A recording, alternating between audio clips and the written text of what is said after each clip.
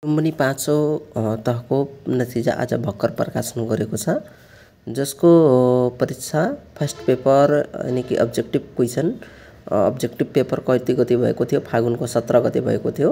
त्यसको रिजल्ट आज भर्खर प्रकाशन गरेको छ र यो भिडियोमा रहेर तपाईको नतिजा लिएर आएको छु। भिडियो अन्तिमसम्म हेर्नु होला। यसरी रोल नम्बर वाइज तपाईको दिएको छ। यसरी मैले यस पीडीएफ को लिंक डिस्क्रिप्सन बक्समा पनि राखिदिने छु, त्यहाँ गएर डाउनलोड गर्न सक्नुहुनेछ। र अहिलेसम्म मेरो च्यानललाई सब्स्क्राइब गर्नुभएको छैन भने च्यानललाई पनि सब्स्क्राइब गरी भिडियोलाई लाइक गरिदिनु होला साथीहरु। यसको साथीहरु फर्स्ट पेपरको रिजल्ट यो हो र यस्तै गरी सेकेन्ड पेपर र थर्ड पेपरको पनि परीक्षा हुनेछ। कहिले हुनेछ भनेर लास्टमा दिएको छ, मैले लास्टमा हेराइदिने छु।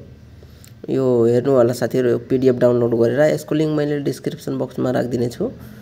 र यसको सेकेन्ड पेपर तपाईको 2082 साल वैशाखको 7 गते दिउँसो 3 बजे हुनेछ भने र यसको तृतीय पेपर भनेको थर्ड पेपर 8 गते हुनेछ र सामान्य प्रशासनको हुन्छ 8 गते र लेखाको 9 गते र राजस्वको 10 गते गरी यसरी हुनेछ। तपाईको द्वितीय र तृतीय पत्र हुनेछ र यस्तै गरी तपाईको नतिजा यहाँ दिएको छ। पीडीएफ डाउनलोड गरी हेर्नु होला अथवा तपाईले आफ्नो रोल नम्बर कमेन्ट गरी यसमा भन्नु होला। मैले चेक गरेर तपाईको रिप्लाई दिने छु।